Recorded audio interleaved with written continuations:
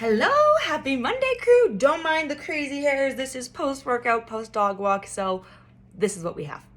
This is who I am. Let's be authentic and real about it.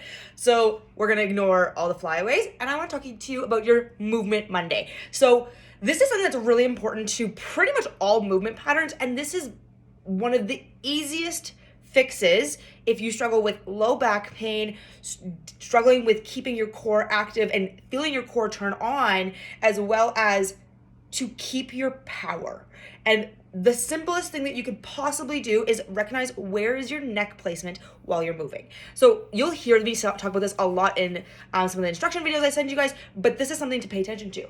If you are in a projected state with your neck, I want you to do this with me actually, so you can watch and do it with me. Project your chin forward. You can feel your cervical spine condense and almost like fold in a little bit. You're creating a little bit more of that extension out of the neck, right? Here. Do you see the difference? I imagine you see the difference in the front, but do you see the difference in the back? Think about when your head is in a certain position, you are impacting your spine. So you're here, head projected forward. Now think about you're doing a goblet squat, okay? Let me grab a kettlebell so you can see what I'm talking about with this. You're gonna grab your kettlebell, you're gonna do a goblet squat. Here you are. Now, instead of having your head back like I do right now, if your head's forward, you're likely gonna have that hyperextension to the low back versus tuck your head back, squeeze the shoulder blades down, and have a nice neutral upper spine.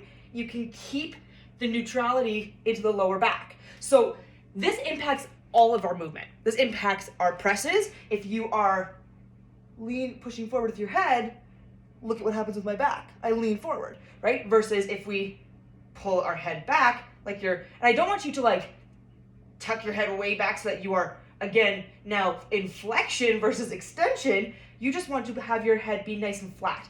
Like if you had your hand, like I had my hand behind your head or a wall behind your head, you can practice it up against a wall if you want, and literally push your head into the wall. And I say, make a gross double chin, but that's not what I want you to actually do. I want you to just make a soft double chin where you can feel this is closed off. Like if you were to hold a baseball here, it's not gonna move versus here, and now you can't breathe, right? So neutral spine. When you do that in your push-ups, your deadlifts, your squats, your swings, your presses, all of those things, it's going to help you avoid this position. Because our cervical spine is actually related to our transverse abdominis, which is inside of our abdomen. It's one of the underlying abdominal muscles. If this turns on, this turns off. So if you're here, you're more likely to have your spine sit in this position. Now you're gonna end up doing your push-ups. We're gonna go off the couch. We'll see how this works. Your planks are also gonna look like this, right? Because you're not keeping a neutral spine. So I want you to pay attention to that this week. I want you to try that and see how does it feel. Do your checklist. When you're in the middle of your workout, people make fun of me and have made fun of me a lot in the gym before because I'm slow. I go really slow in my workouts because I do a checklist. And that's part of the checklist. Is I work either from the top down or from the bottom up, depending on what movement I'm doing, and I check in, where's my neck?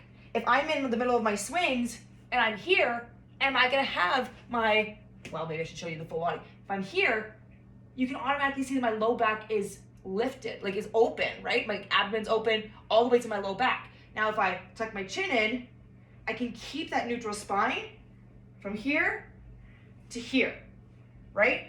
This is where it can be really sketchy to use a mirror in your workout because it's really easy to want to watch yourself in the middle of your deadlift, and now you're here. You're set up already, open to the front, and condensed so heavily in the back that you're gonna hold all the tension through your spine versus head down, tuck your head back. It's not gonna feel comfortable to keep your low back that way. You're gonna want to tighten up your core, and then you can keep that position without losing your core, okay? Your neck and your core are wildly connected, and most of us forget this. So check in this week. Pay attention. Can you make that nice soft double chin and have a nice neutral spine, okay? That's gonna be a game changer. If you feel pain in your neck, in your upper traps, if you feel like your traps are always fired on, doesn't help if you're here, right? Tuck it back in and allow for everything else to settle down. and pay attention to how your low back and how your abdomen feels. Your abs should be exhausted by the time you're done doing heavy squats or heavy swings or deadlifts, because you are tightening up the canister, and it starts with, where is your chin? All right, pay attention to that this week and see how it goes. Let me know how it feels to implement that and the differences that you feel once you start doing that. Happy Monday, my friends.